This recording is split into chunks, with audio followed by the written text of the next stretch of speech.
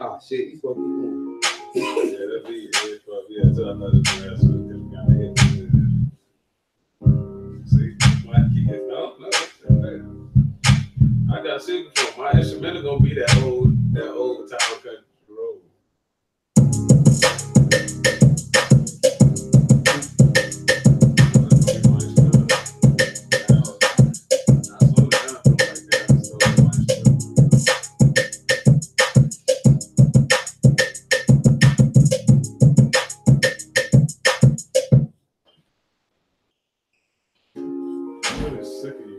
Goddamn. You switch up some goddamn what?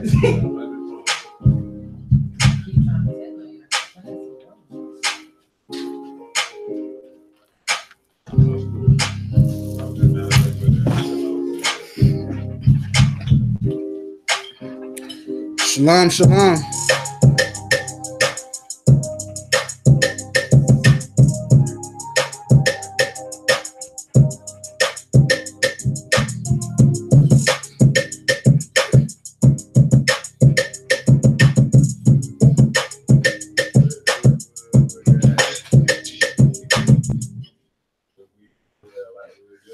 Shalom, shalom, shalom. Welcome to One Nation Israelite School once again. And we are here with the midday breakdown class. Q&A breakdowns.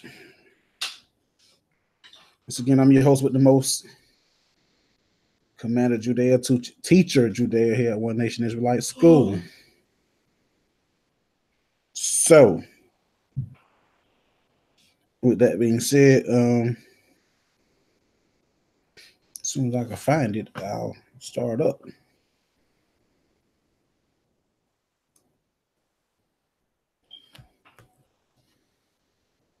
Find it.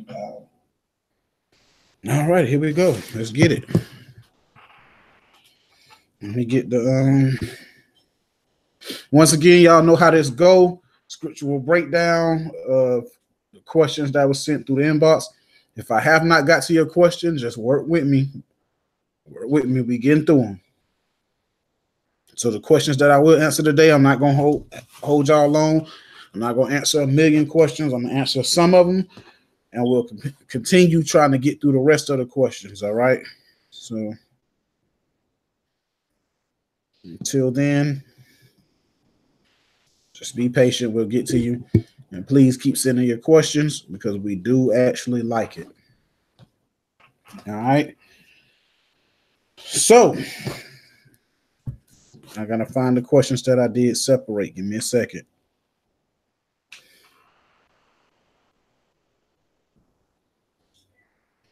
I don't know what the hell that's supposed to mean by Solomon Israel. Okay.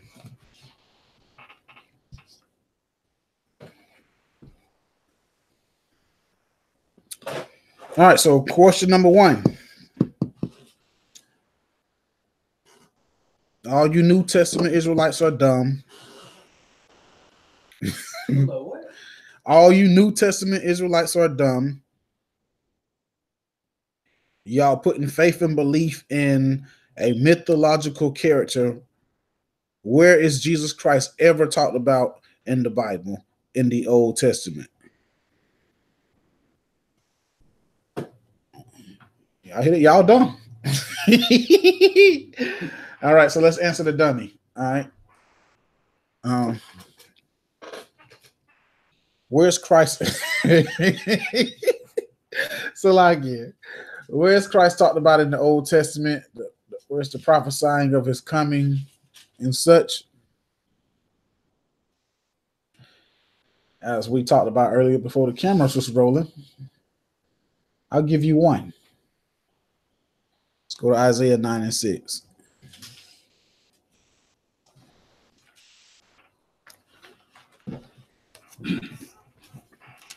Isaiah chapter 9 and verse 6. Isaiah chapter 9 and verse 6. For unto us a child is born, unto us a son is given, and the government shall be upon his shoulder, and his name shall be called Wonderful, Counselor, the Mighty God, the Everlasting Father, the Prince of Peace. Right. So now it says, prove, when you say prove Christ is in the Old Testament, Isaiah 9 and 6, it says, read that again. Isaiah chapter 9 and verse 6. For unto us a child is born, unto us a son is given. Go ahead. And the government shall be upon his shoulder, and his name shall be called Wonderful. All right. So now who is this talking about? Right. It's talking about Christ, Yahweh Shah, right? What happens with a lot of you Old Testament Israelites is you want a specific name. You want to see Jesus Christ. You want to see the name of Christ as a prophet coming before he came. Well, my question to you would be, you would have to show me then what prophet ever came. What prophet name was ever written or spoken of before he came? You didn't hear about Joshua until Joshua came. You didn't hear about Ezekiel until Ezekiel came. So all of a sudden now when it comes to Christ, his name supposed to just be there as Christ before he came. Okay, so let's dabble in this a little bit. Let's go back. Read it again. Isaiah chapter 9 and verse 6. For unto us a child is born, unto us a son is given, and the government shall be upon his shoulder. Now, that was one of the burdens that Christ would carry. Remember, it said he carried two burdens when we broke down the Issachar. Okay. When we were showing that was actually talking about Christ. I mean, now, because remember, it's a twofold breakdown. Remember, we broke down one pertaining to Christ, and then we broke down the two burdens being the land that they dwelt in, how it was a war land on top of them and a war land in between them, and they crouched down in between. So this was one of the burdens that he carried, the government. Now, here's when it says, Salakia, you got to read it again. Read it again for me. Isaiah chapter 9 and verse 6. For unto us a child is born, unto us a son is given, and the government shall be upon his shoulder. Right. So a child was born and a child was given. Now, because the child that was going to be born and that was going to be given, we know that is Christ. Christ was the one who, when he came, he was given to us to what? What did he do? He directed us. He put us back on course. When he was given, what did he do? He became a mediator and a broker to us getting back to the Most High. Why? Because the Most High had done what with us? He was done with us. Right? Read on. And his name shall be called Wonderful. His name shall be called Wonderful. That means God. In this text, it means powerful. Now, we know that Christ is not actually the Most High, right? Mm-hmm. So, once again, it's showing you that God is just what? A title. Right. It's just a title. When you read the text in the right context, when it says his name should be called Wonderful, it's talking about power or authority. It's just a title. Go ahead. Counselor. The Counselor, go ahead. The Mighty God. Go ahead. The everlasting Father. The everlasting Father. What is it showing you? That the word Father is just a title. It's just a title. All right. Now, here's another question. Well, I'm going to end that question there. I'm going to let you know this scripture here is talking about Christ straight up and down. There's no way to get around it. I'm saying we also got what? Daniel's what? Oh, you talking about? For Christ, not the Most High, Christ. Oh, Daniel's 10, 5-6. Let's get it.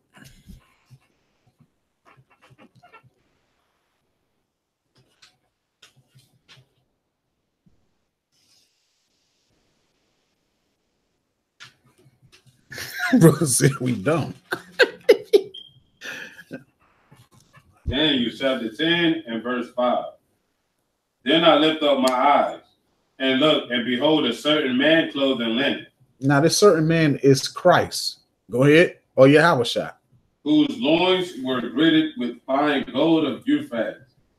His body also was like the beryl, and his face as the appearance of lightning, and his eyes as lamps of fire. Lamps of fire, matching what was said in Revelation. Understand that the lamps of fire and the eyes being red, though it's red with wine, it's talking about his fury, his anger. Go ahead. And his arms and his feet like in color to polished brass. So for those who try to say Christ ain't black, you would have to then make this scripture be a lie. Right. Christ is black.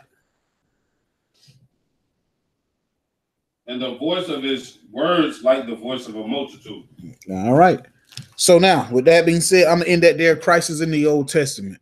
And not only to mention what would happen to him, how it said how he would, when we talk about when he get crucified, how he would be beaten in Psalms. Y'all know what I'm talking about. Mm-hmm.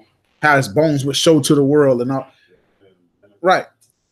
They read this. That didn't happen to Solomon. But that did happen to Christ. So Christ is in the Old Testament, prophesied to come. So, with that being said, we'll continue to be dumb and believe in Christ. All right. Let's move forward. All right. Next question. Just asking, what's the difference between Salakia? What's the difference between a woman in the world and a whore? Aren't they one and the same? Okay. I'm going to explain. No, they're not the same. There can be a difference between a woman that's in the world and a woman that's a whore. Why? Because a woman could be wicked in a million different ways and still not be a whore. What you have to do is, when it comes to that, is put yourself back in the world. Just think back when you was in the world. There was a woman that you could take serious before. I'm saying before you knew the laws and stuff. There's a woman that you could take serious, and then there's a woman that you knew that she was promiscuous. She was late. She was easy. Everybody could have her. You knew that if you went home with her, it was a good chance, more than likely, you could get you some.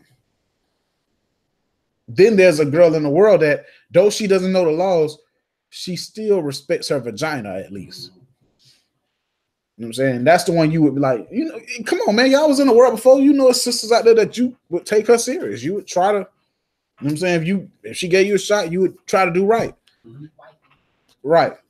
All right. And then you got sisters in the world, and you're just like, man, shoot. I'm bored tonight. Let's go to her house. All right. That type of woman, you cannot join into her. You cannot lay with her.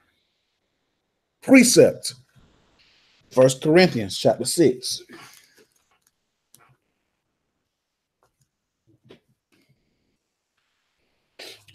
I believe it's 16. 1 Corinthians chapter 6 and verse 16. 1 Corinthians chapter 6 and verse 16. What? Know ye not that ye which is joined to an harlot is one body? For two said he shall be one flesh. Read it again.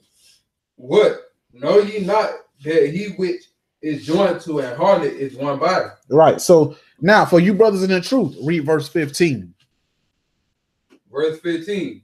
Know ye not that your bodies are the members of Christ? Right. So your body is a member of Christ. Remember, it's many members, but one body. Your body is a member of Christ, right? Read on. Shall I then take the members of Christ and make them the members of a harlot? God forbid. God forbid. Now, let's just tie it into everybody again. Read verse 16. What? Know ye not that he which is joined to an harlot is one body? So he that is joined to an harlot is one body. Now, what is a harlot considered? Precept. Sirach 26:22.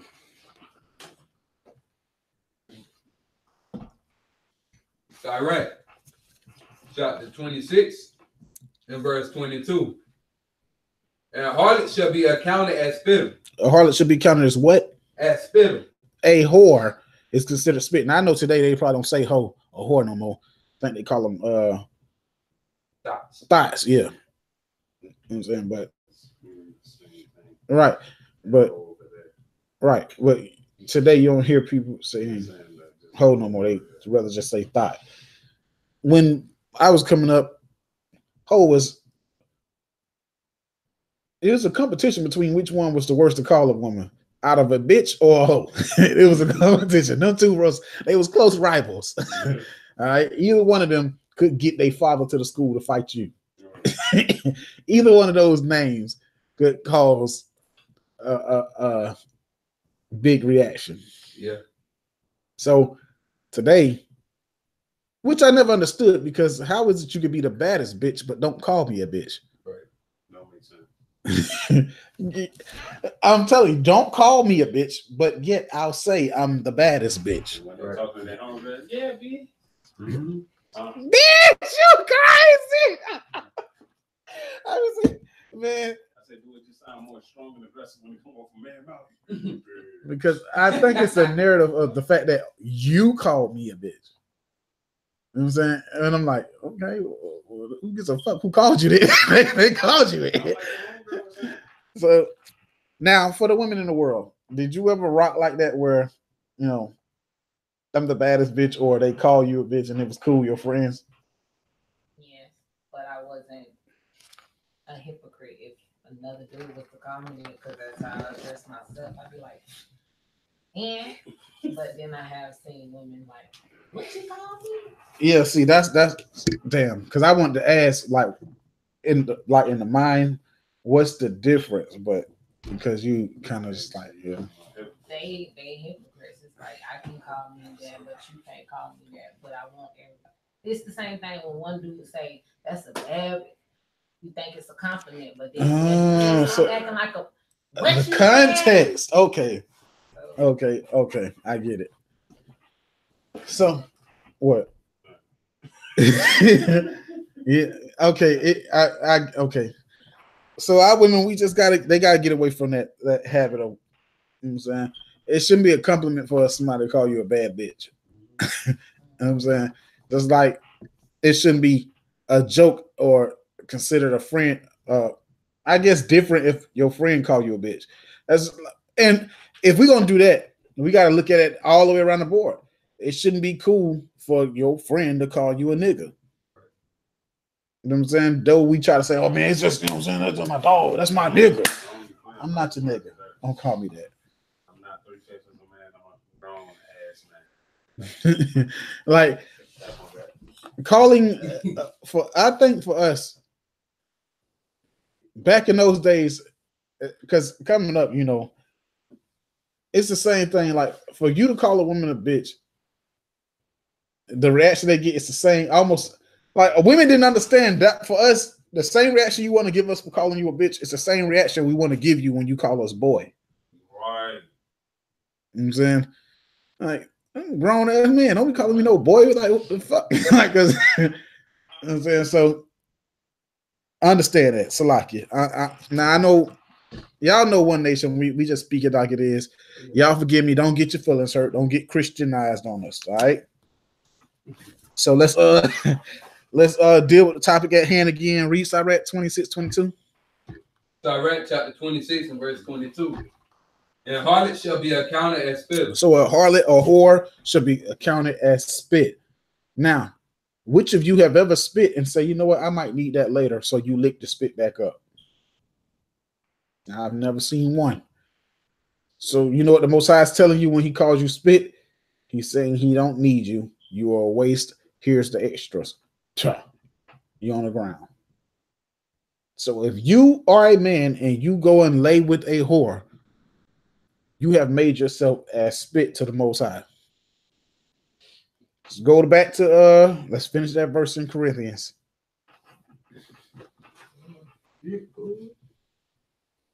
We never really look how deep that message really is until we now. You look, because you're wanting to take with me about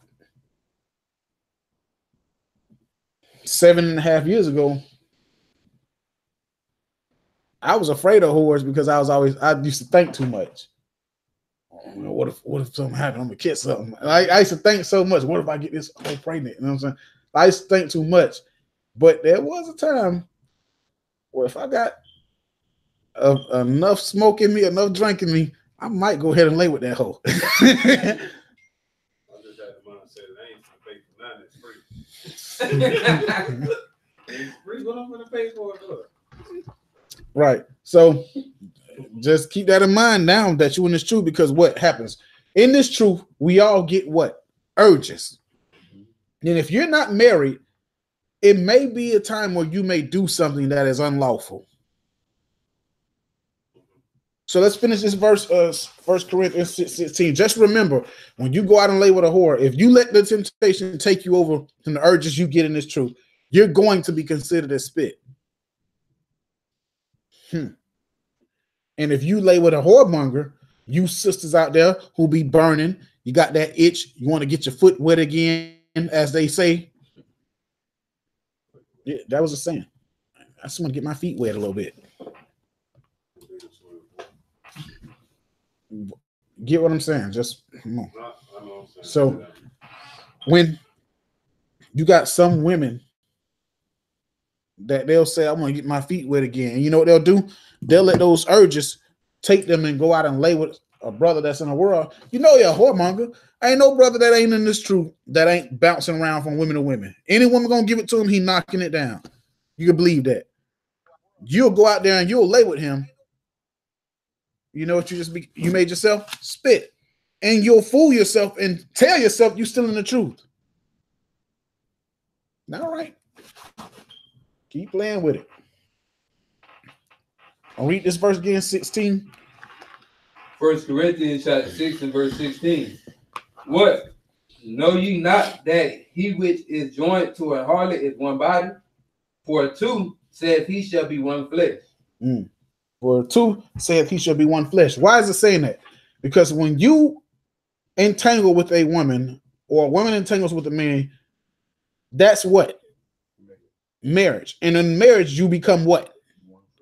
Precept. Let's get it.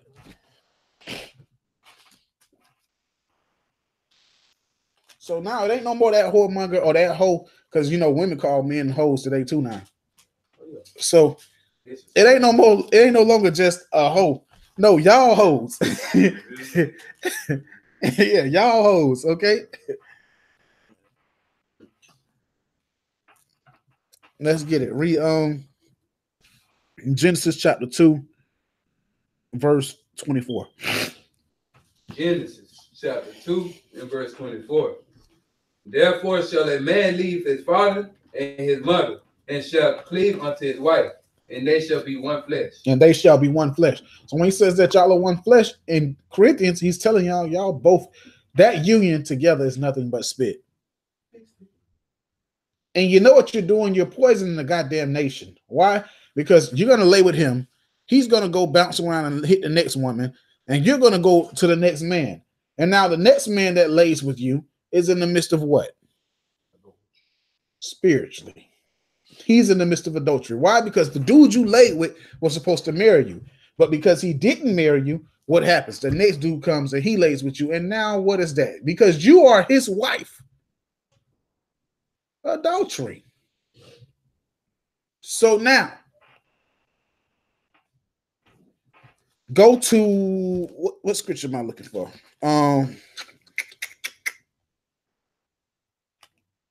Check Leviticus 19 and 29. There it is. Leviticus chapter 19 and verse 29. Leviticus chapter 19 and verse 29. Slacky, give me 1 sec. Go ahead. Leviticus chapter 19 and verse 29. Do not prostitute thy daughter, to cause her to be a whore, lest the land fall to whoredom and the land become full of wickedness. Right. So scripture says, prostitute not thy daughter to cause her to become a harlot. How do you do that? Allowing them to have boyfriends. Mm-hmm. You know, when I was in middle school, it was certain parents that would let their daughters spend the night at their boyfriend's house. Oh, yeah. It was certain parents that would let their daughter's so-called boyfriend stay the night at their house. Well, what do you think they doing at 2 o'clock in the morning when you finally get sleepy because you got to go to work? They're in there having a fuck fest. Salakia. They in there experimenting. And you know what happens with experiments? Somebody gets pregnant, or you know what? After they done experimenting, they get into an argument. He go his way, she go her way, and what you say? Go get you another one, baby. Mm-hmm. And it keeps going. And before you know it, your daughter done been banged out by 5, 6, 7, 8 different dudes. That land, her cooch. In other words, her vagina is a land of wickedness. It done fell into straight whoredom. And you know what else? She done put 6, 7, 8 different damn brothers in the midst of adultery. Spiritually.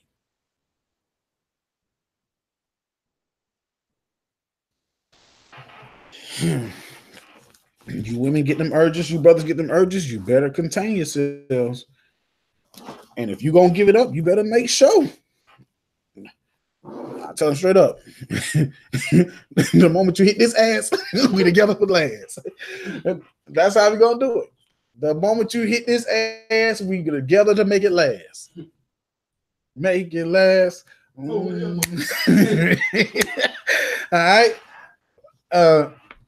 So now, which gonna bring me to my next question, because since I'm talking about urges, right? Mm-hmm. Let's go into the next piece. Masturbation. Masturbation. Okay, understand this. It's not a foreign sin. What do I mean by foreign? It ain't strange. Mm-hmm. It's not strange. I don't know, like some brothers and some sisters, when they come into the truth, for some reason they think that it's some new type of sin or something, right? Mm-hmm. I had a brother write me. He'll tell some man, I don't know, brother. This in heaven. I got an issue going on with me. I said, what you mean? I said, this was heavy. I don't know if you ready for this one?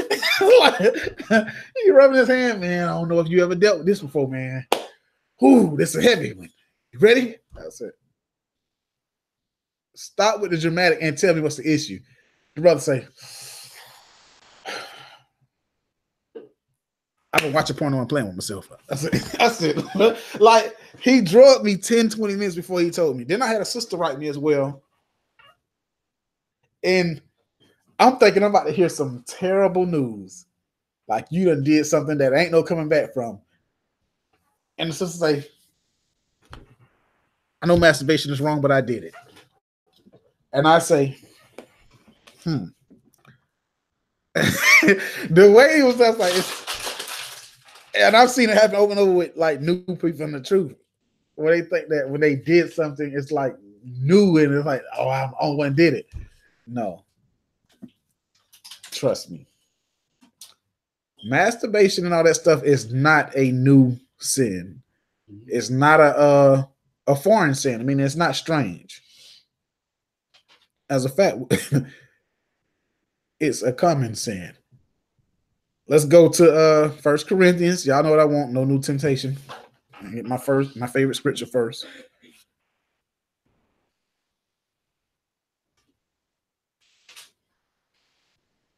So 10:13. Okay. 1 Corinthians chapter 10 and verse 13. They have no temptation taking you, but such as is common to man. But God is faithful, who will not suffer you to be tempted above that you are able. Right. So read it again, Salakia. 1 Corinthians chapter 10 and verse 13.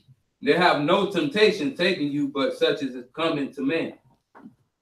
There's no temptation that's taking you, but what is common to man. Meaning there's no new temptation under the sun, right? Every temptation,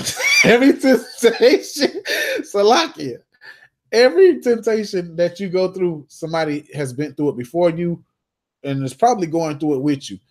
When I tell you masturbation is not a foreign sin, when I say, I mean, it's nothing strange about it. It's not a strange sin. I'm telling you that damn near everybody that came into the nation erred with that thing. You know what I'm saying? Go ahead. But God is faithful, who will not suffer you to be tempted above that you are able, but will with the temptation also make a way to escape. Right. And a way to escape is marriage. In this case, get you a spouse where you can do all those nasty and freaky things you want to do to yourself, like just playing through your mind. You can do that with your spouse, right? Now, why? And who gonna be able to blame you? None, because the scriptures tell you what. Give me Hebrews 12 and 4.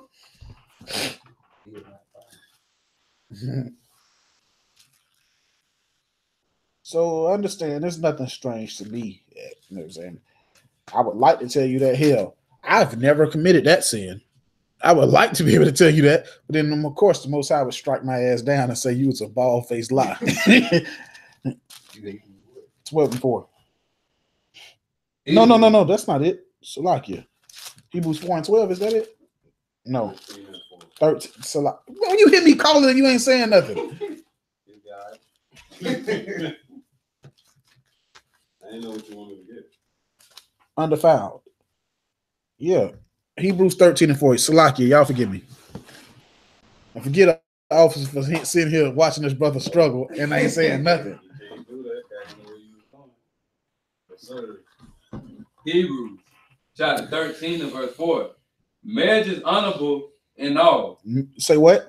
Marriage is honorable in all. Go ahead. And the bed undefiled. He said, "In the bed will be undefiled." When you get married, you and your husband can, God damn it, if you want to role play, God damn it, have at it. Do whatever it is you please. Hell, hope you freak each other till you pass out and come back to life and do it again. All right? You can do that in your bed as what? Undefiled. But watch this, read on. But whoremongers and adulterers, God will judge. God will judge them. You got brothers and sisters, they're coming to the truth, right? Mm-hmm. Now, this is one thing I do always say. When you're seeking counsel, you want to kind of seek counsel from those who have experience or who's most time experience. I always tell you that. You know what I'm saying? You have brothers that'll pull a scripture for you, but if they haven't kind of like been through it, then it's hard for them to be exacting on counsel. Mm-hmm. You know what I'm saying? So here it goes. It's like, okay, you got brothers and sisters that came into the truth and they was bumping and grinding when they came in. Mm-hmm. When it comes to you telling them about the way you burning, they probably not going to be exacting. They can use scriptures, but they can't be exacting. Why? Because they didn't have to withdraw. They was already doing what they was doing. So how do they avoid the judgment that shall come behind that? If you jump the gun, how do you? Bingo. You all right. Go to 1 Corinthians chapter 7.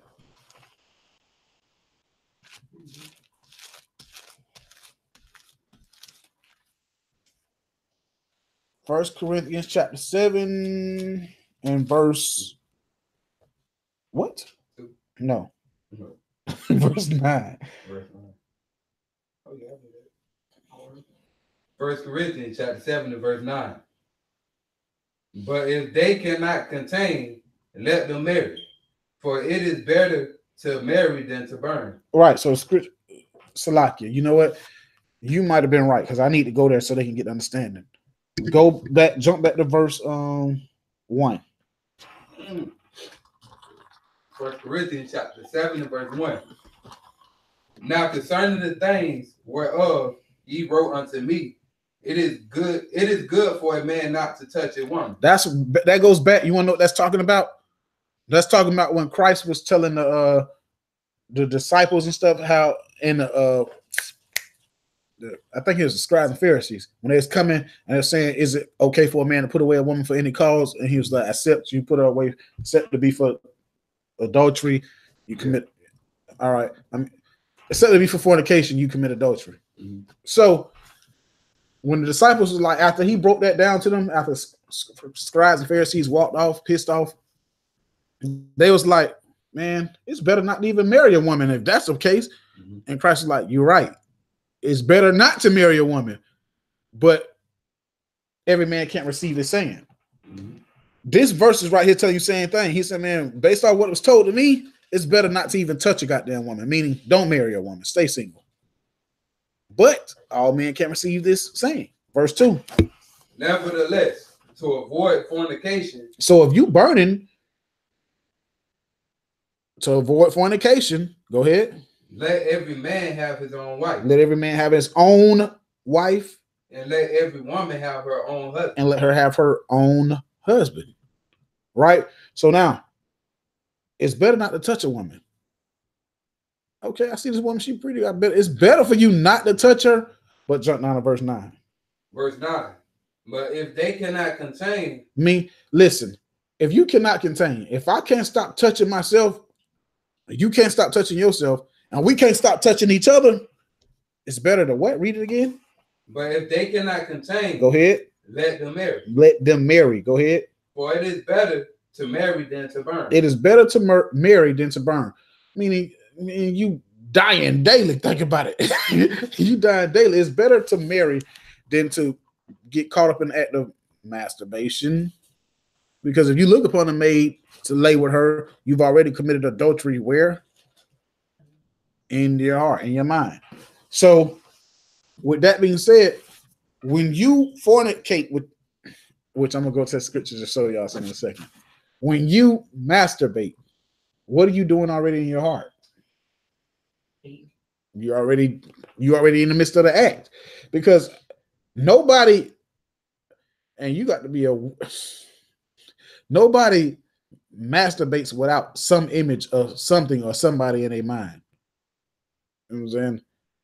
I've yet to see somebody lay on the bed and somebody they play with themselves with a blank mind, with a blank image. That it don't happen. Because you got to focus in on whatever it is you're doing. So to do it, you got to have some image of somebody in your mind, or some type of thought. Some of y'all, you ain't got a good imagination. You use your phones. So whatever the case may be, you already, whoever that person is, you're already committing adultery in your heart with them. If they married, and if they not, you're already committing fornication with them. Now, here's the heavy thing about fornication. Let's go back to 1 Corinthians chapter 6. And let's start at verse 18. 1 Corinthians chapter 6 and verse 18. Flee fornication. Go ahead. It said what? Flee fornication. Flee fornication. Because what's happening in your mind? Fornication. When you're masturbating. Go ahead. Every sin that a man doeth is without the body. Every sin that a man doeth is without the body. What does that mean? When it says it's without the body, this is what this is saying. Watch this. Read the verse all the way through. I'm going to explain it. Watch this. Yeah, go from the top. 1 Corinthians chapter 6 and verse 18. Flee fornication. every sin that a man doeth is without the body. But he that committeth fornication sinneth against his own body. When you do fornication, that's the one sin that you sin against your own body. Why is that? Because every sin that you committed, every sin that a man doeth is without the body. Meaning what? Most of the sins I commit is going to be against somebody else. Like, if I steal, I have to steal from you. I committed a sin against you. If I lie, I have to lie to you. I sinned against you. If I hit you, I had to do that to you. When I make fornication, that's against my own body. Meaning what? I had to put myself in the act to do it. So masturbation is one sin that you commit against your own body. Fornication is a sin that you commit against your own body. Why? Because you solely in the judgment seat. You solely in the act, the repercussion, and the benefit. Basically, you in the midst of all three at that one time. Versus, if I steal from you, I took from you. I benefited what I stole from you, and I got to be judged for it later. But fornication, I had to be in the act. I had to be in the, let's say the judgment is HIV. Now I partake in the judgment and I partake in the benefit. What's the benefit? Oh, I got my rocks off. So fornication, masturbation, all of that is the one sin that you commit that's against not only the person you did it with, but your own body. All right. So that's the breakdown for masturbation and fornication. Listen, it's not a strange sin. Every last one of us have done it, whether it was when we was in the truth or when we was in the world. And some of us, we struggle with it daily. Understand this. Reason I say it's not an uncommon sin, because the scripture tells you what? There's no new or and Salakia, that my favorite verse. 10:13, there's no new temptation that has taken you such that is common to man. Now, I'm going to show you that your forefather in the Bible, who pushed the New Testament the furthest, the gospel of Christ the furthest, battled the same goddamn thing. Let's go to 2 Corinthians 12. He dealt with the same thing. Chapter 12, and let me find where I want to start it at.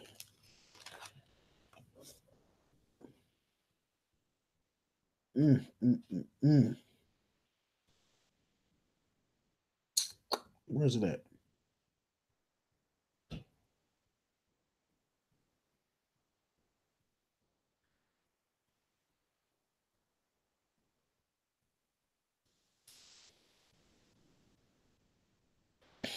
I can't believe I can't find it right now. Let's start at 8 though. We'll start at 7. All right. 2 Corinthians chapter 12 and verse 7.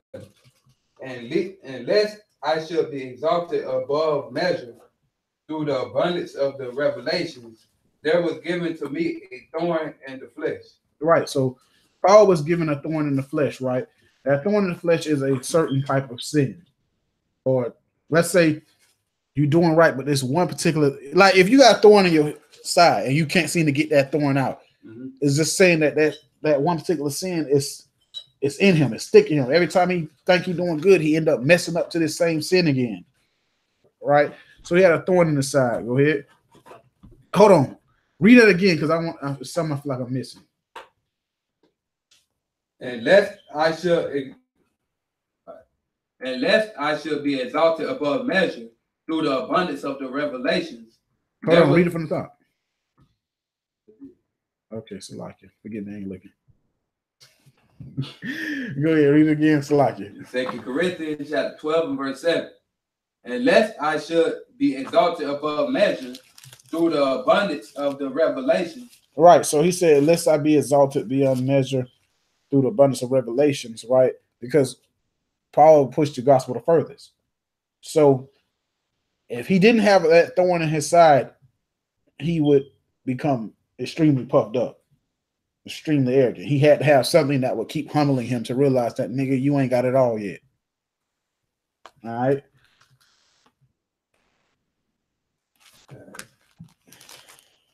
There was given to me a thorn in the flesh, the messenger of Satan to buffet me, Mm-hmm. lest I should be exalted above measure. Go ahead. For this thing I besought the Lord thrice. Right. So what does it mean he besought the Lord thrice? Right. Thrice means three. And this is not a literal number three here. He's just saying this particular sin or thing that he was battling that kept getting him, he kept praying over and over and over to the Lord about that particular sin. You know what I'm saying? So what does it tell you? That this sin at times was getting the best of Paul. You know what I'm saying? And we know that I forget where to go to prove it, but the thing he was dealing with was lust, evil concupiscence.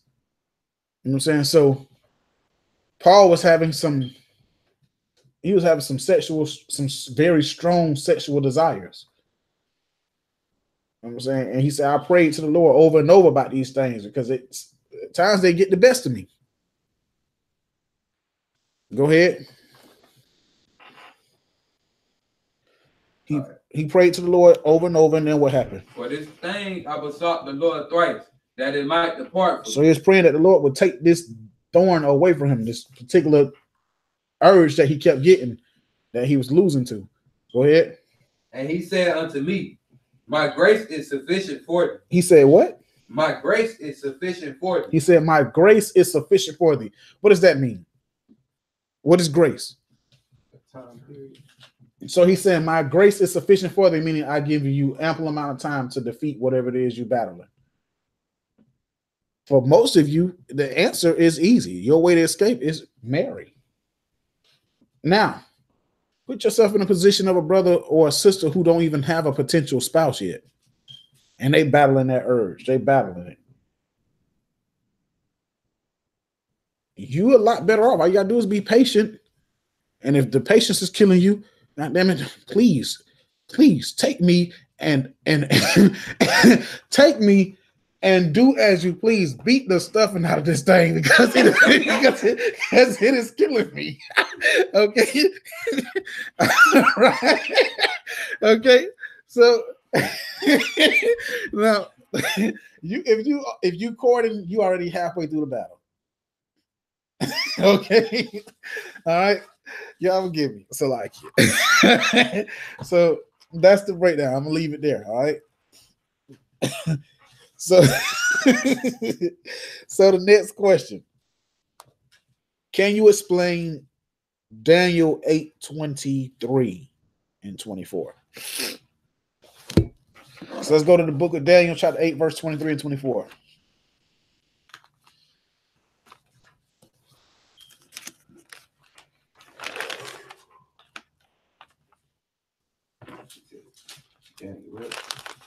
Chapter 8, verse 23 and 24.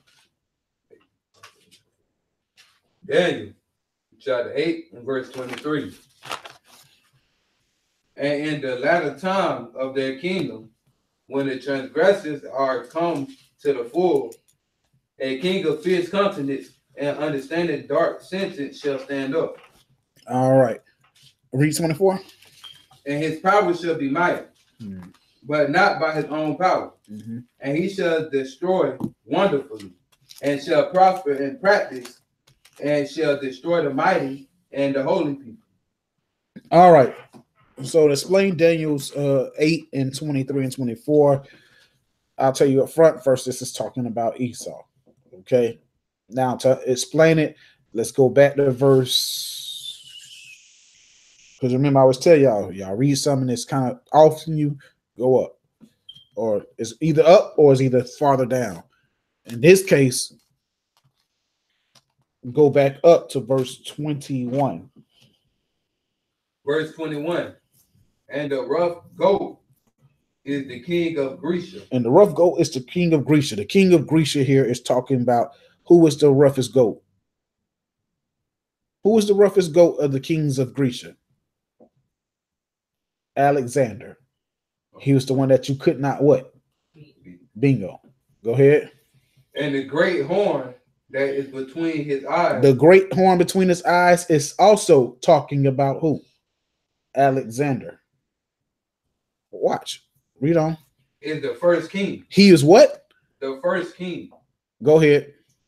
Now that being broken, whereas four stood. It says, whereas being broken, this is how you know it's talking about Alexander. As being broken, what happened? Whereas four stood up for it, four kingdoms shall stand up. Four stood up for it. The four is talking about is the four generals that when Alexander died, he passed his kingdom, he split the kingdom between his four generals. Okay. All right. What happened, Salaki? What happened? I know it sounds familiar. I think I wanted to tell that. You did, remember? I can't remember what it was. I think it was dedication. Yeah. I was like, that one sounds familiar. That's why I kept doing all that shit.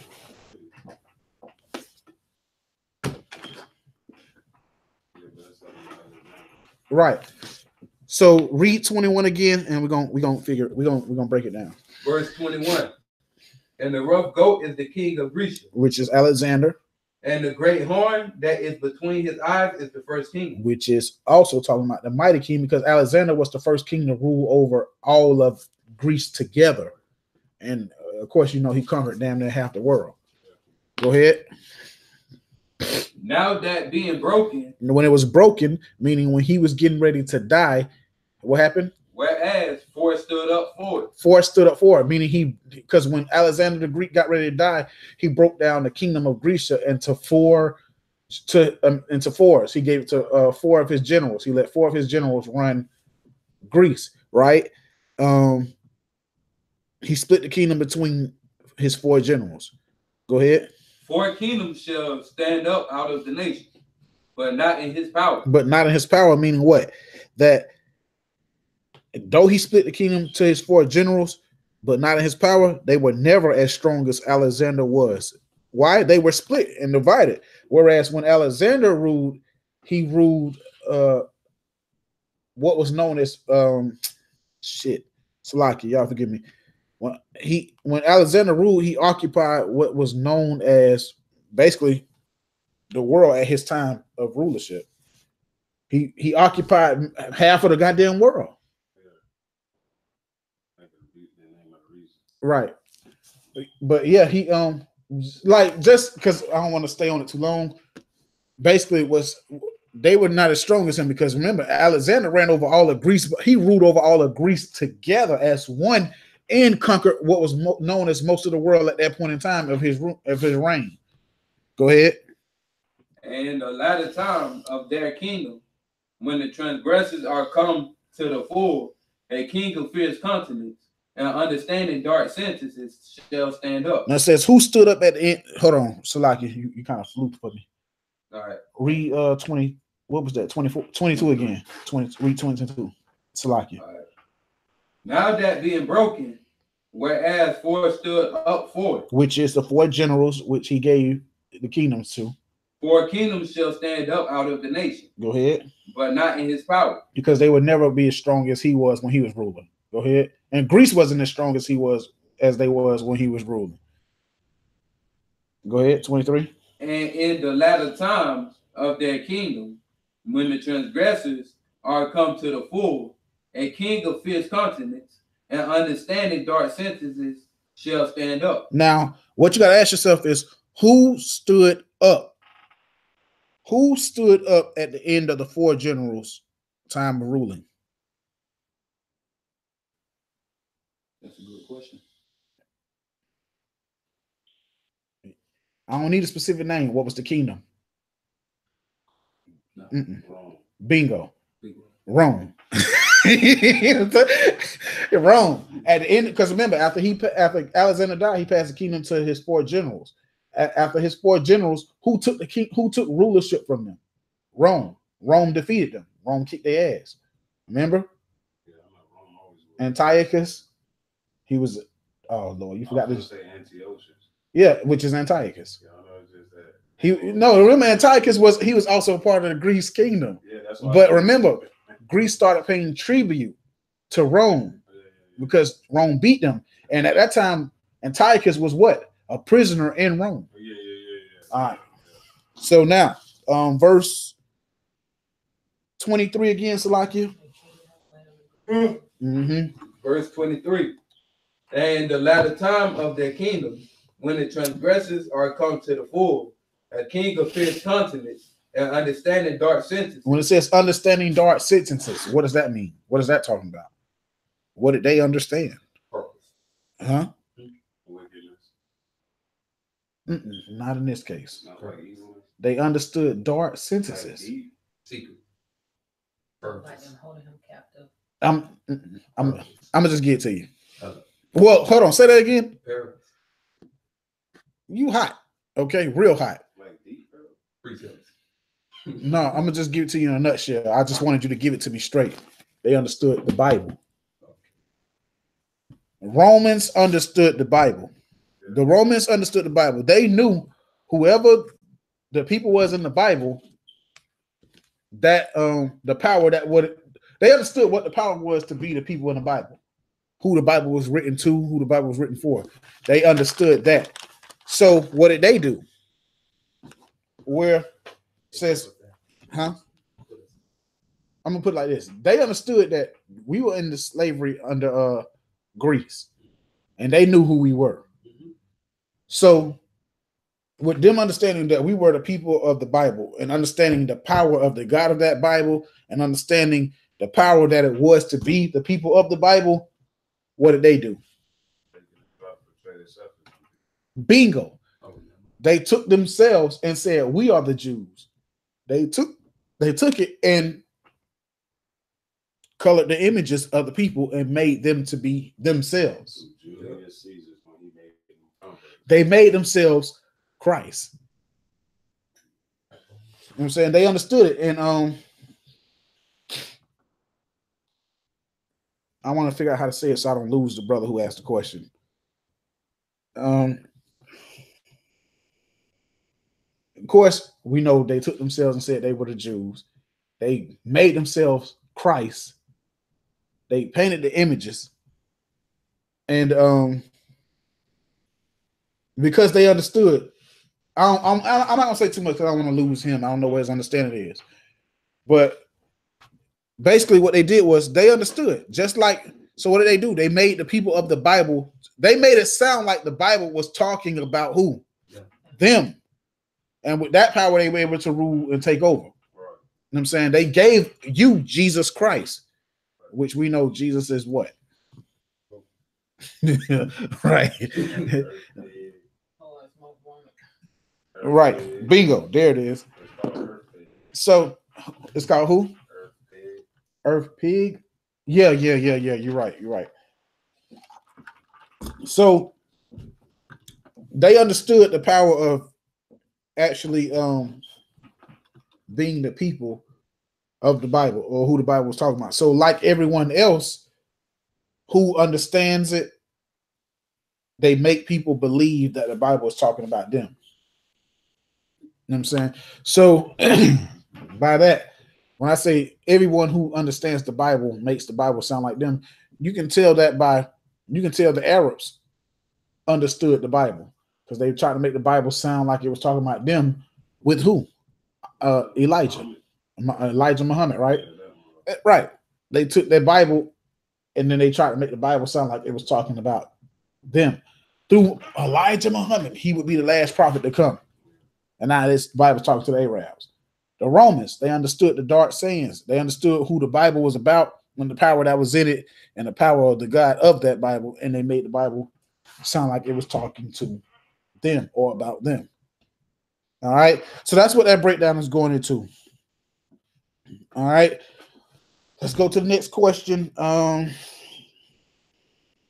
Anybody confused? Because if y'all ain't confused, then he shouldn't be. Okay. All right. Verse. That's it. Verse. I'm slacking. Next question. Let's get it.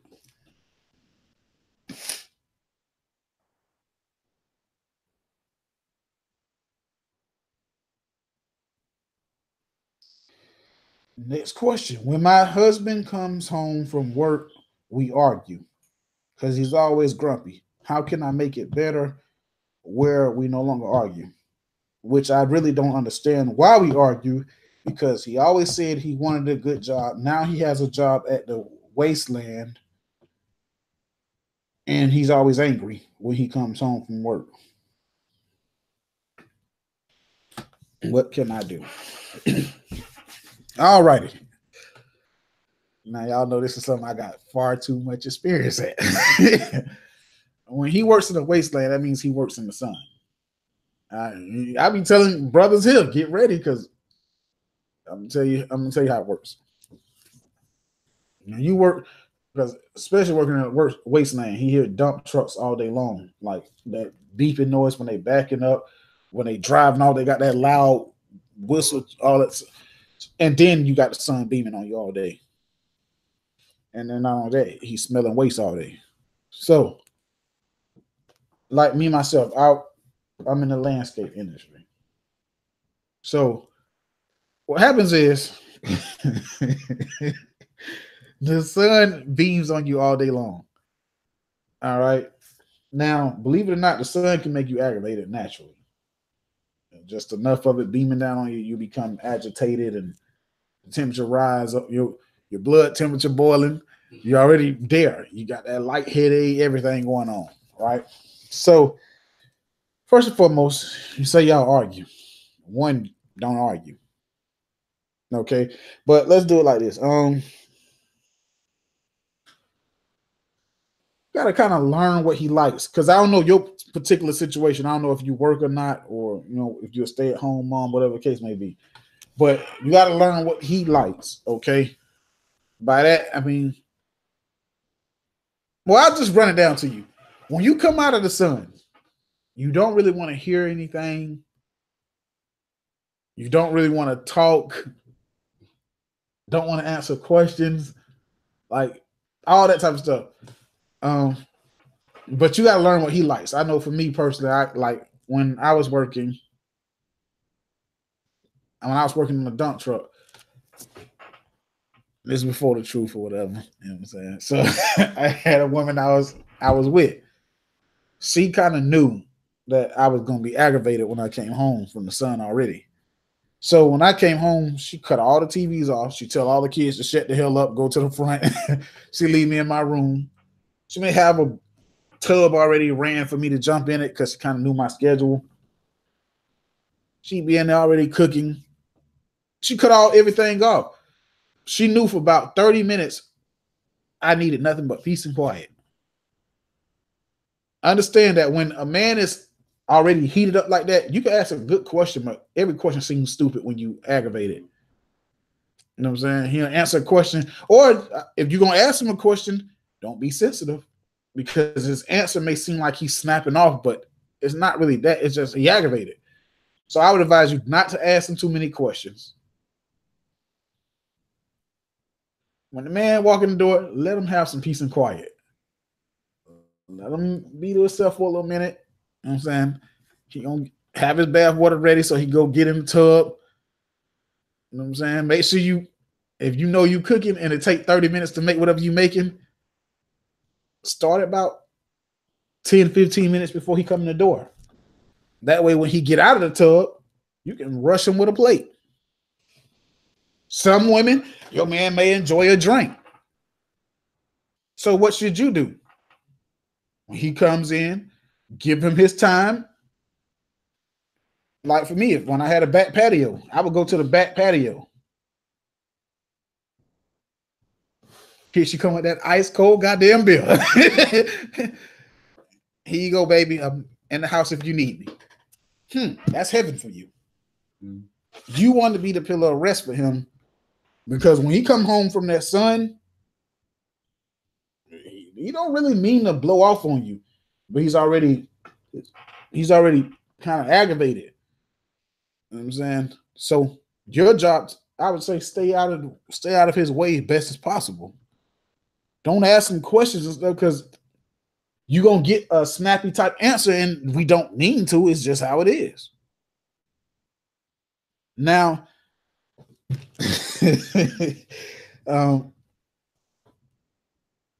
give him some time to cool off. Let him settle down. Let his temperature drop. He'll either do one or two things. He'll eat or fall asleep. One way or another. He'll eat or fall asleep. Or you can cater to him without being aggy. And by that I mean aggravating. You know what I'm saying? Tell the kids to shut the hell up. Or give him his. That's why I say it's good that you have a man cave. You know what I'm saying? I call it a man cave. Y'all know what I mean. A spare room or something like that. Let him have that room. Because when he come home and he and that son, let him just be in there by himself where he can take some time to cool down. That's where you keep all the noise away from him. Because when you out in the sun and you hearing noise all day for some reason, that shit aggravates you when you come home. You want to hear noise. You know what I'm saying? And that's just me. I can't speak for every man, but what I would tell you, if you want my advice, is bother him less as possible. Cater to him, but don't be every 5 minutes. You need something done. No, don't ask him all them questions. That's why I said learn him, know what he likes. That way you don't have to ask questions about. You know what I'm saying? Because when you ask a question, you may get a man, I don't care, man, whatever. And then now you pissed off. You know what I'm saying?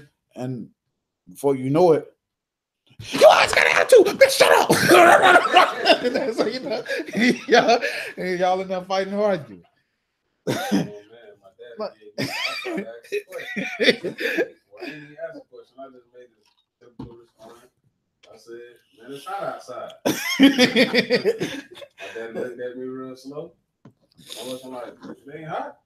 I said, son, man, hold that shit down. Man, I know it's hot outside. I was in the sun. I was like, damn.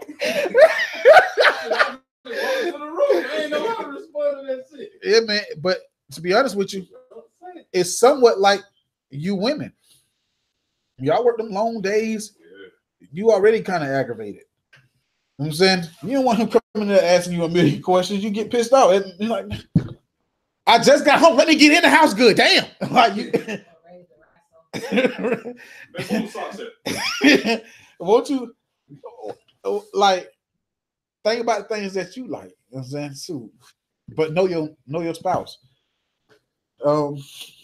I hate to keep bringing Candy up because she's no longer in the picture, but when she had them long days, man, shoot, I got time to argue with her, man. Shoot, just like I want bath water ready when I get home, let me fix yours. You know what I'm saying?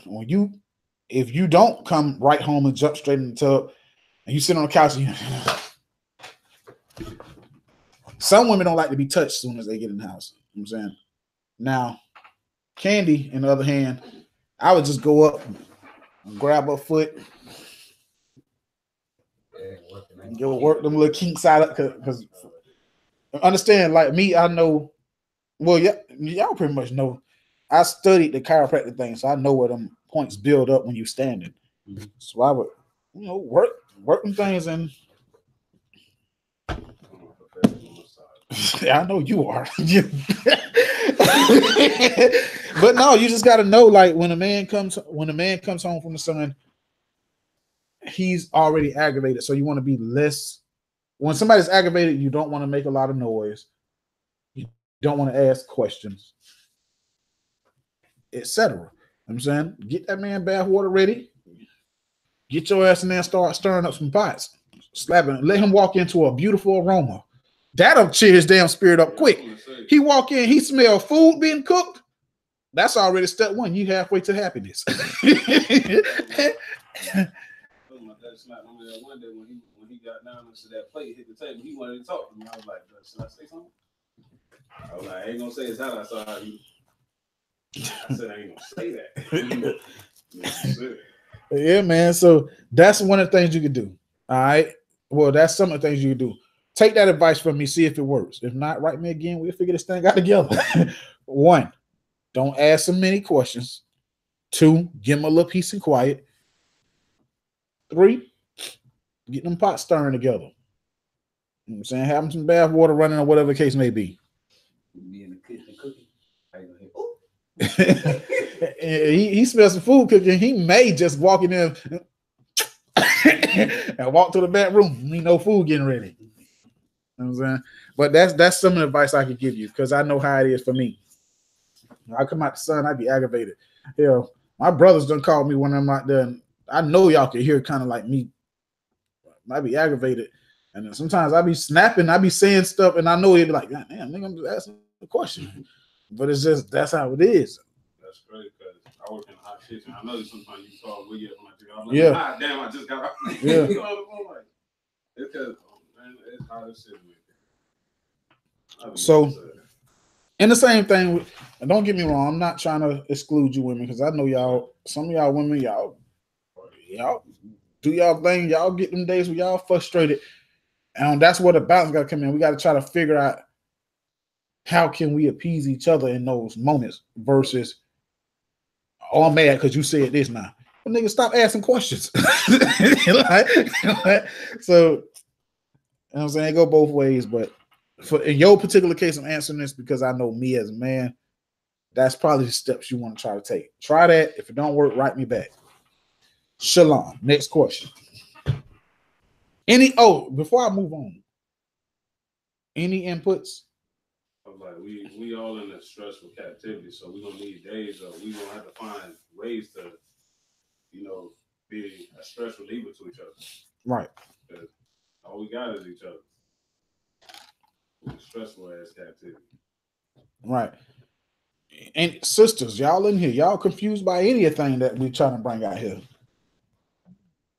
You know what I'm saying? These are good tips that you're gonna need to remember. Just some good tips you need to remember now, because you're gonna have listen, you sisters that's married and you sisters that are expecting to be married soon, hear what I'm telling you. This will save you some days where you like, if you take my advice, you will avoid feeling like this nigga hates you. How about that? Okay. Because there's some women right now feel like their husbands hate them. Why? Because they've never heard somebody tell them, look, this is what the problem is. Try this. If it don't work, based off of how he responds to that, I can tell you, okay, this is what the issue is. Yeah, she gotta learn him. Right. It may not be him, it may be the way she love and affection the moment he walk in. Like Right. all that. Because I know some sisters like Salaki, I gotta say it again. Candy had to learn that. You know what I'm saying? When I walked through the door, she, hey baby, and all that, and I'm like, man, come on, man. So she had to learn that, you know what, when I come home, or she even had to learn that you have to tell her, because her daughter's name was Ari too, Ariana. She had to learn that, tell Ari to be quiet, or bring her, if she in the room where we sleep at, get her and go to the living room with her. Because I'm like, man, I want to hear that shit. All I know is like, I needed that quiet for about 30 minutes to wind down. And then she said, oh, I figured out the master plan with him. Either give him a drink or a beer and let him sit on the back porch, or fix his bath water and he'll unwind in the tub. And when he get out the tub, hit that nigga with a plate. And when she figured it out, we ain't had no more problems when I got off work. Yeah, because you gotta understand, like, they been at work all day. They kind of feel like a slave out there in that sun. You don't want to ruin a moment of I just want love and affection versus I don't have the patience and the tolerance at this moment. Yeah. So that's one of the that's some of the questions. Like it. That's some of the tips I would give you. See, that advice was so goddamn good. Brothers got tears rolling down here. All right. so far, let's go to the next question. Try that. So to the sister that wrote me, try that. And if that don't work, pay attention to how he reacts to it. Write me back, give me more detail, and then I can tell you where to go from there. All right, shalom. Let's go to the next question. Salakia. Let's go to this question.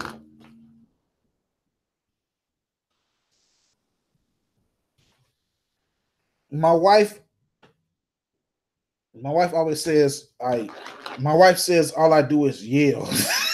My wife says all I do is yell. But hold on.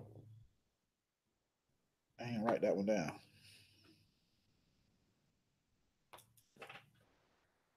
Salakia, give me a second. I gotta go find it.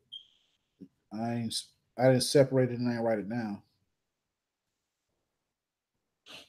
Oh, okay, yeah. This is what I do sometimes. Like when I got questions, if I don't write them down all the way, what I'll do is I'll write how it started off so I can remember what I was intending to answer. All right. Give me a second, y'all. Salakia.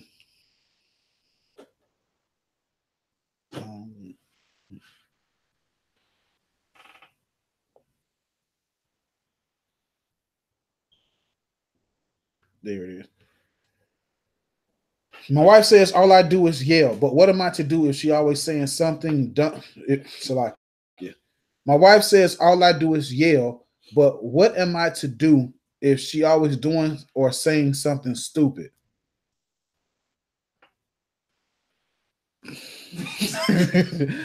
Okay. Okay, first off, I'm gonna say this.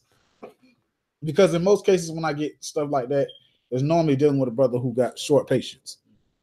I'm saying you don't got patience.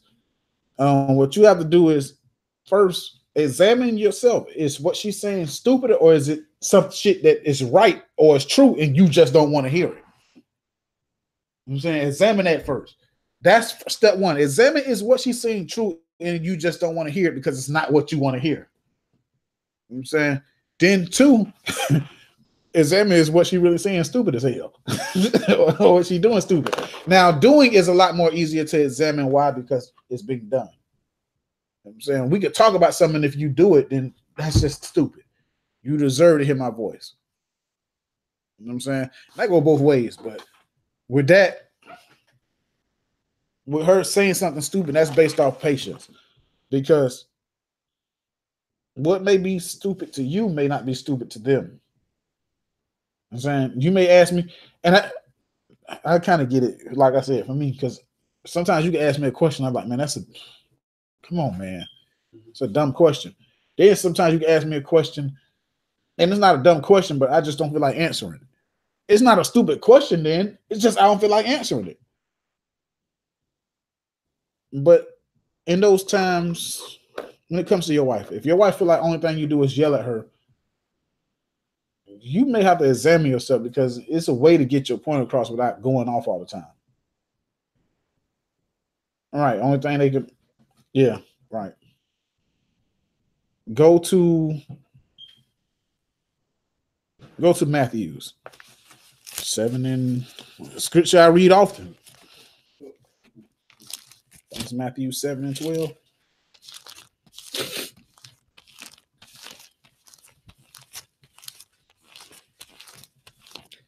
And I would, to be honest with you, I would have liked for you to have given me an example so I can know exactly what I'm answering. You know what I'm saying? Because that's kind of vague. Like my wife always say I'm yelling, but what am I to do if she always saying or doing something stupid? That's kind of vague. I would need you to kind of give me an example of what you mean by her doing something stupid or saying something stupid. But I'm just tell you need some patience. All right. Matthew chapter 7 and verse 12. Therefore, all things whatsoever ye would that man should do to you, do ye even so to them. For this is the law and the prophets. Right. So scripture says, whatever you have meant, basically, for lack of better words, whatever you want, however you want people to treat you and do the same unto them.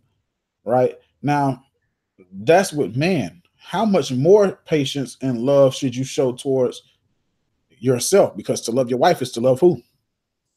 Yourself. You got to deal with your wife the way you would want to be dealt with. You know what I'm saying? How would you like it if anytime you asked a question or something that you and somebody else thought the question was stupid, they went off on you? You know what I'm saying? That's a life lesson for us. Because oftentimes if somebody asks something stupid, what we do? We get frustrated. Not thinking about, okay, what if you ask him a question and that shit is simple to him? Mm-hmm. So when you ask it to him, he felt it was stupid and he go off on you because what you asked to him seemed stupid. Probably furniture moving. What about what she said? What about what she did? You got to speak up. Okay. Say it again. What about what she says is stupid, and what about what she does is stupid? Is it how she do it, or is it the actual thing she doing? Is it how she say it, or is it actually what she's saying? Right. You have to pretty good. You got to examine it. You got to, what is she doing that is stupid? Is it how she's saying it? Was it the way she doing it, or whatever the case may be? Right. You got to examine those things. And how about, because I want to say you haven't done this, but why don't you tell her what aggravates you? What about what she's doing is stupid that makes you want to snap? That way, at least if you snap him, you can say, God damn it, he told you the shit was stupid. It bothers him, and you still doing it. Yeah, it's because I'm tired of going back and forth and I don't feel heard. So then I yell, but it's not that I didn't try to talk. I just start yelling. So is he immediately coming out with the mega horn, or does he build up without the patience? Right. And then some of y'all, let me understand this. You're two totally different people, right? Mm-hmm. So what happens is you'll think that what's naturally stupid to you versus the way you was raised is stupid to them. And that's not the case. I'm saying y'all come from two different upbringings, two different raisings. Y'all were raised two different ways. What's stupid to you may not be stupid to them. Yes. Yes. Please, because I'm about to skin their ass alive. So now go to First Peter's.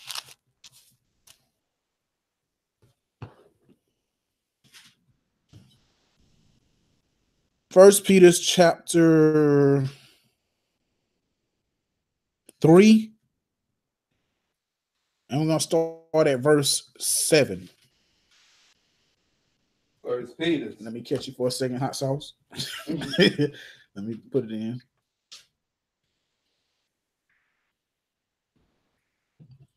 All right.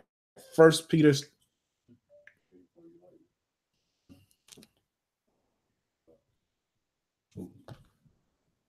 Salaki, you're right. My bad. Hold it a second, Lightning.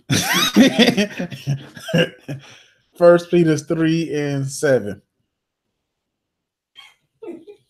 My bad, hot sauce. Officer Hot Sauce. Yeah, you're right. Officer Tabasco sauce. First Peter chapter 3 and verse 7. Likewise, ye husbands, dwell with them according to knowledge. So scripture tells you to dwell with your wife according to knowledge, according to the law. Now, the law tells us to be patient with each other, long-suffering, kind, gentle. You know what I'm saying? Now, it's a time to turn up. Don't get me wrong. We ain't raising no soft men here in One Nation. It's a time for you to get on your wife behind, but God damn it, know the time. Every occasion is not the occasion for you to you know what I'm saying? Yeah, y'all jump. Some of y'all are boogeymans to your wives. Go ahead.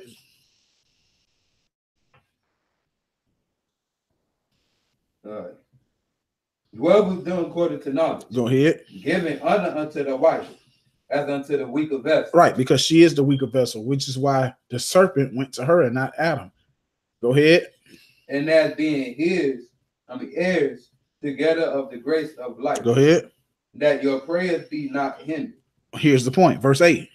Finally, be ye all of one mind. It says, be ye all of one mind. Go ahead. Having compassion one of another. Go ahead. Love as brethren.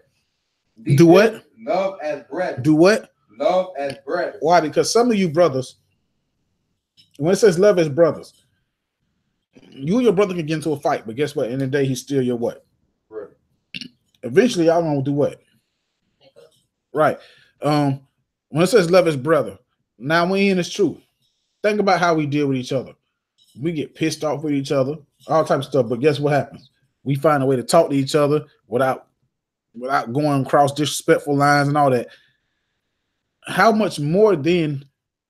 Like a lot of you brothers, you got patience, especially still be here. You found a way to have patience when it comes to dealing with me and your other brothers, right? So then why is it you can't seem to find the patience to deal with your wife? The same patience you find to deal with your brothers in here, you should be able to find even more when it comes to dealing with your wife. You know what I'm saying? You gotta have that patience, man. Now, don't get me wrong. Get your goddamn wife in check, because if she's not, you're gonna be put in check. So keep your wife in check, but it's a way to deal with her. You don't have to hurt her feelings. You don't have to call her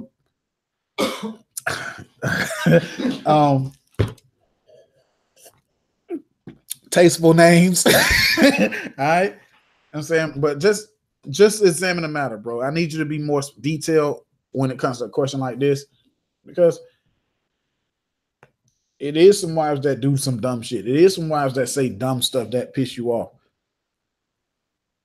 But what you need to examine is it you more so than actually her. Any inputs before I move on? Let's get that. Sirach 4 and 30.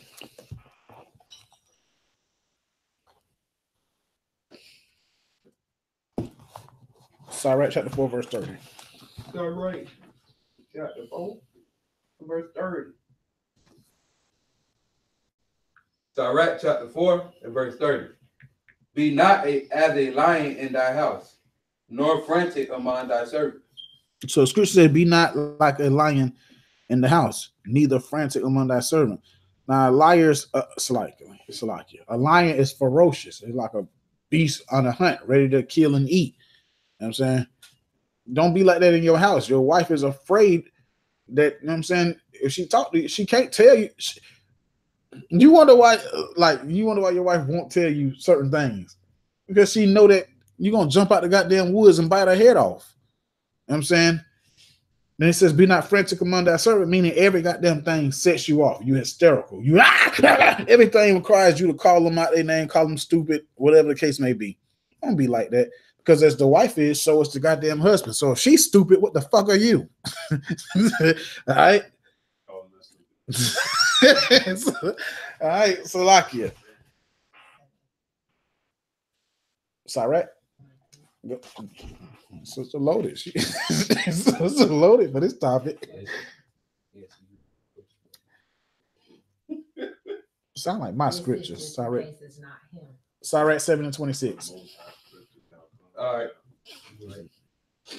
Sound like One Nation breakdown.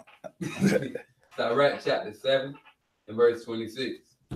Hast thou a wife after thy mind, forsake her not. Right. You got a wife after your mind, forsake her not, right? I mean, this woman is on one accord. She's into keeping the laws. She's after thy mind. Go ahead. But give not thyself over to a light woman. But don't give yourself over to a dumbass, a sinful woman. That's what the scripture's talking about. Because guess what? It may not be you. She may really be someone who just does and say dumb shit. In that case, it would probably be best for you not to give yourself to her.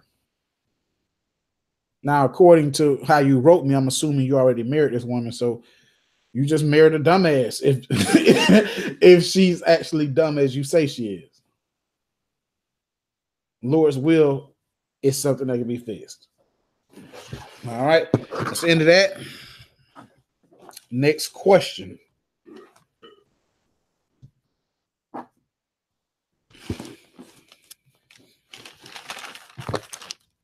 Next question.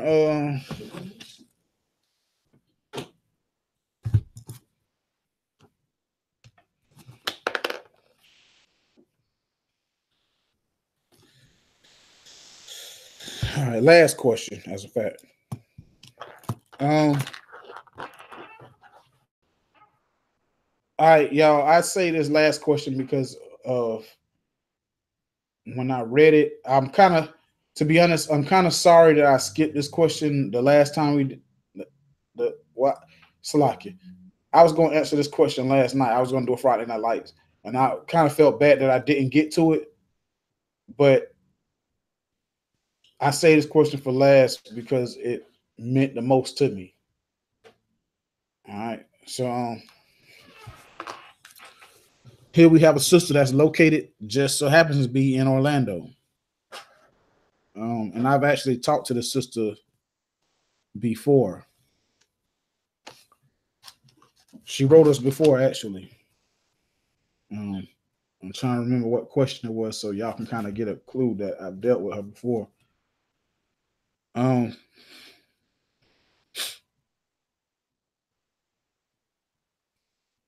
dealt with one of her questions before, and it was about pleasing, like trying to help please her husband. I kind of wish I would have did this last night, but I'll answer it now. It says, if the scriptures say that I'm bound to him till he dies, what do I do if every time my husband gets drunk, he beats me and he won't let me leave?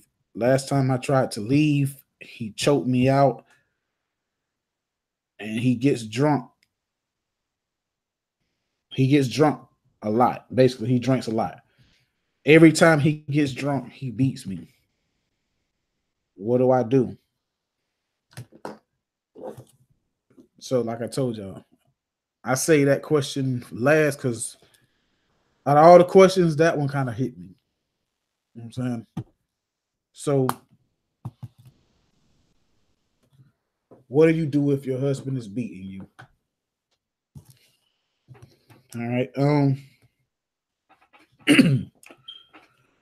First and foremost, I want to tell you, call me. 47914-3225. Call me 407-914-3225. If I got to send mighty men over there to escort you up out of there, it will happen. That's right. All right. We can either call the police or I can be the police, whichever way you like it. Now, what can you do as far as lawfully?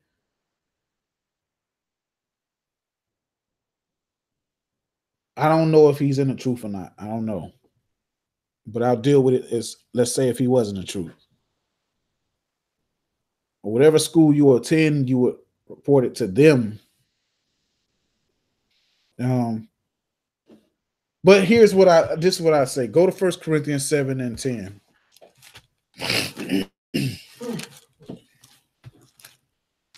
Now, if this man is beating you, in the midst of the time that he's beating you, I do say you should call the police. You should call the police. If he won't let you leave, you should call the police. And when they take his ass to jail, that should give you your time to pack whatever it is you got so you can leave. All right. 1 Corinthians 7:10. 1 Corinthians chapter 7 and verse 10. Now we're dealing with the law at this point. What could you do? And to the married I command, yet not I, but the Lord. Let not the wife depart from her husband. So the scripture says, let not the wife depart from her husband. But does that mean stay there and get your head beat in, choked out, and all that stuff? No. Next verse. Keep going. But, and if she depart. But, and if she departs, if she departs, meaning you have a right to depart. What does depart mean? Leave. Read on. Let her remain unmarried. You must remain unmarried. Or be reconciled to her husband. Go ahead. And let not the husband put away his wife. So the scripture tells you, if this man is beating you, depart. You will remain unmarried, but depart. Meaning what? Separate. You should separate until he seeks counsel. Because obviously he has a drinking problem. And when he drinks, he becomes violent. And he won't let you leave. You should leave him before he kills you. If he's choking you till you blacking out, how long is it before he actually chokes you a second or two too long? You should leave. Because when he drinks, he becomes a goddamn idiot. Or maybe when he starts to drink, you should leave before he gets drunk.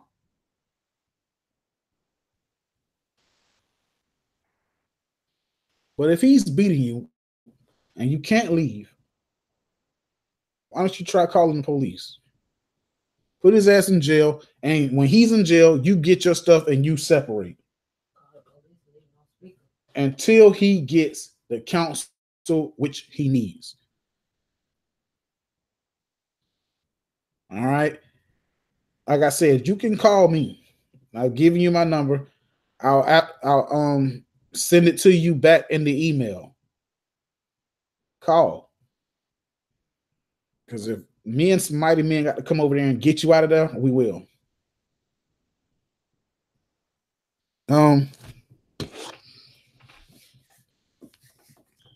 When he drinks, he becomes violent. You're dealing with a fool. You're dealing with a fool. Precept, Sirach 31.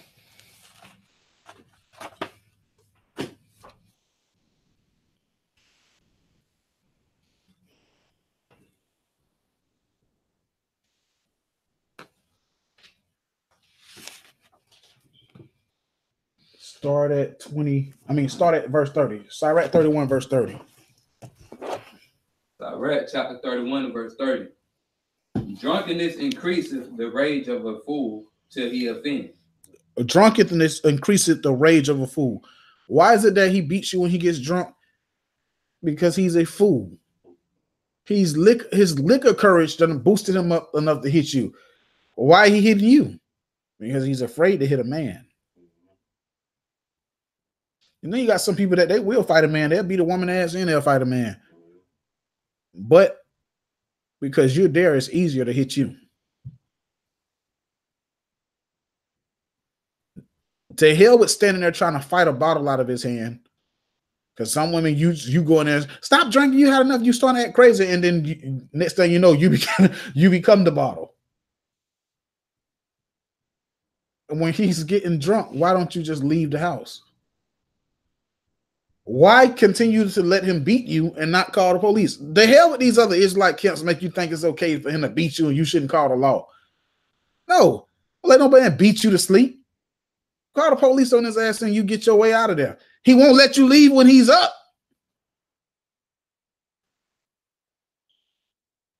You should be under the head of one nation. That's where you should be. Where if a man puts his hands on you, there's men coming to check his ass. And I'll be knocking at your door with a fucking Glock ready to make shit happen.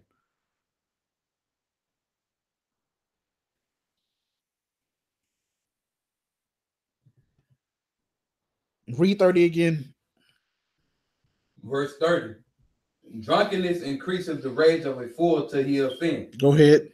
It diminishes strength and maketh wounds. It maketh wounds. Why? Because he's drunk and now he's mighty. He thinks he can walk on clouds. He's ready to fight until guess what happened? Ass toe up.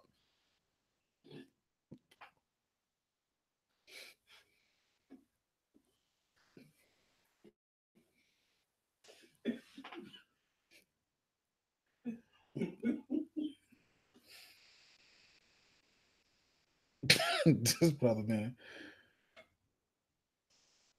You're dealing with a fool. That's what you're dealing with. And if he's not in the truth, I advise you to leave his ass permanently.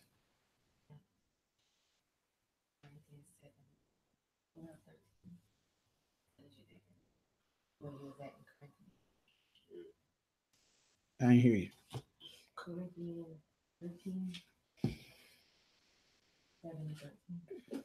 We'll get in a second. Go to Proverbs 6 and 12 real quick.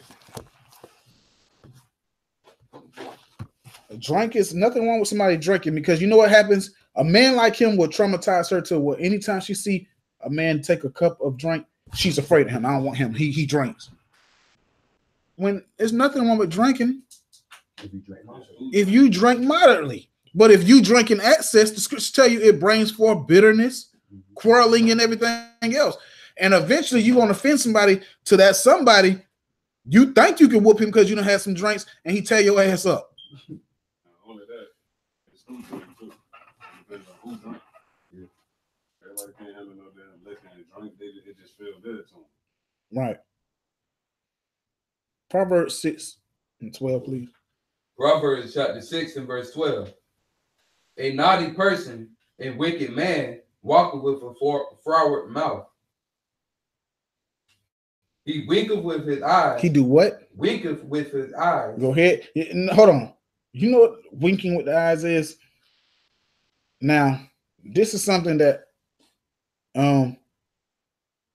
they deceive with the eyes. This is also something where you can kind of like, you ever seen a dude look at his woman a certain way and then all of a sudden she know that look mean when we get home. Yeah. Go ahead. He speaketh with his feet. You want to know if a man beating his woman? Look how she reacts when he give her a certain look. A lot of people ignore that. A lot of your sisters have been at a dinner table with a dude that's gonna beat the hell out of them when they get home, and you didn't notice because you didn't look at the way he looked at her and then watch how she changed. She knew when they got in that car, he was gonna be hitting her on the way to the house. When they got in the house, he was gonna be kicking and stomping her. Pay attention to that, which is why I tell y'all, your wife shouldn't have that type of fear of you. She should respect you, but she shouldn't have the fear of, is he gonna beat me?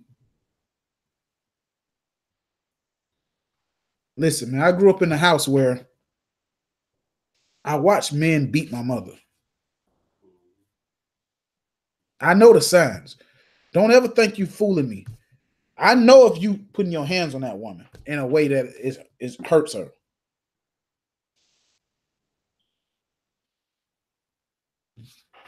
And I don't mind going to prison to do something about it. So I mind you, be careful.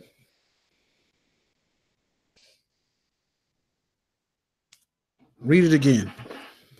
He winketh with his eyes. He speaketh with his feet. He teacheth with his fingers. Meaning he's going to beat you down. He speak with his feet, mean he's kicking and stomping you. He teach it with his fingers, meaning he punching and slapping you. That type of man, depart from him. 1 Corinthians 7:13.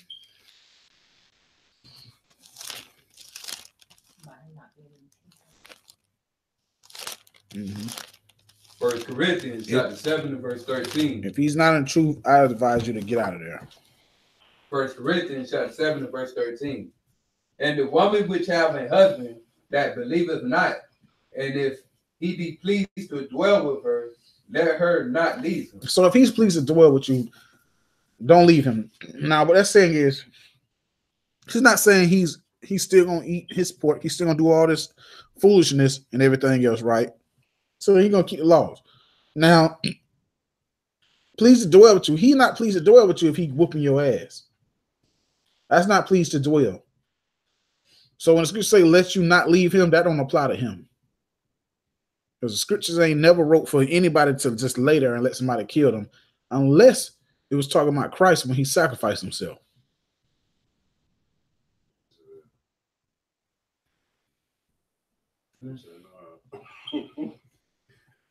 How they yelled Jezebel up? How did she think about that? Yeah, but you know, if she knew it was coming, she wouldn't trust me. She wouldn't even win. So scriptures here is telling you, I advise you to get up out of there. Right. But guess what? Leave. Let that man get counsel. And I wouldn't be just because he said I'm in counseling now. You know, no. I wouldn't advise you to just run back home. Make him go through the steps and prove that he's ready for you. But right now he's not. He got a drinking problem and he also got an anger problem. I want you to get out. That's what I want you to do. That's my advice. Get out. And if you got to call me to get out or you got to call the police, one of those options, I advise you strongly to take it. Because if not, you're going to be the next person we turn on the channel and hear that someone's husband killed them today. Neighbors say they heard screaming and fighting, and you were dead on arrival.